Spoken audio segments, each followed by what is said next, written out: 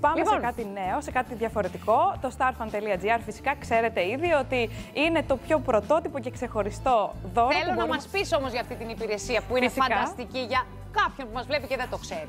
Είναι η πρώτη φορά που το αναφέρουμε στο I Love Suku. Το starfan.gr είναι η υπηρεσία που σου δίνει τη δυνατότητα να στείλεις προσωποποιημένα βίντεο με ευχές και μηνύματα αγάπης στους δικούς σου ανθρώπους με τη βοήθεια πολύ αγαπημένων στάρ. Τέλεια. Να πω φυσικά ότι τα μηνύματα μπορεί να είναι για οποιοδήποτε περίσταση και μπαίνοντας στο starfan.gr ο κόσμος μπορεί να βρει πάνω από 200 στάρ.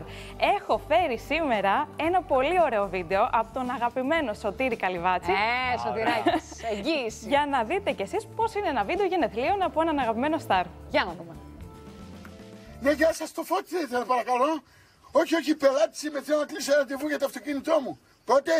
Μετά από 3 μήνες. Μηχανικός είναι ή γιατρός το εσύ? Τέλος πάντων, δώστε μου να του μιλήσω. Για δεν μπορώ.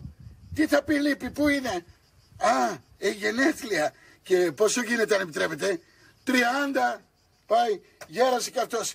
Ρε πως περάσα 10 χρόνια. Σαν χτες θυμάμαι που έπεσε κρυφτό με τη Βάσο και τους φίλους τους στις Σαλάνες.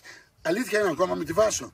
Είναι, το ντύλιξε για τα καλά η άτιμη. Αλλά απ' την άλλη έτσι είναι ο Φώτης. Τι να κάνεις να πούμε. Πάντα κολλημένος. Αυτοκίνητο, Βάσο και αστεία. Να σου πει ανέκδοτο ο Φώτης, να σου φύγει το σασμάν.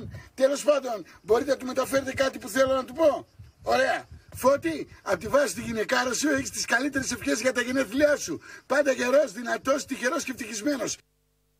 Έφτιαξε ολόκληρο κόνσεπτ, το έχει όλο το story. Υπερπαραγωγή το έκανε. Υπέροχη υπηρεσία λοιπόν για κάποιον που θέλει να δεχτεί ή να στείλει σε κάποιον άλλον μηνύματα από τους αγαπημένους του. Να πω, το έχω κάνει και εγώ και είναι πάρα πολύ ωραίο, πάρα πολύ. Φτιάχνεις και εσύ έτσι τέτοια βιντεάκι. Ναι, εντάξει, όχι σαν το Σωτήρι τόσο μεγάλο υπερπαραγωγή, αλλά. Πολύ ωραία θα πω κι εγώ, Δημήτρη, που τα έχω δει τα βίντεο σου. Ναι. Αλλά είναι πολύ ωραίο, πολύ διαφορετικό, πολύ πρωτότυπο, δεν το περιμένουν οι άλλοι και είναι κάτι προσωπικό που φτιάχνει συγκεκριμένα για μια περίσταση. Και μοιράζει χαρά. Σε ευχαριστώ.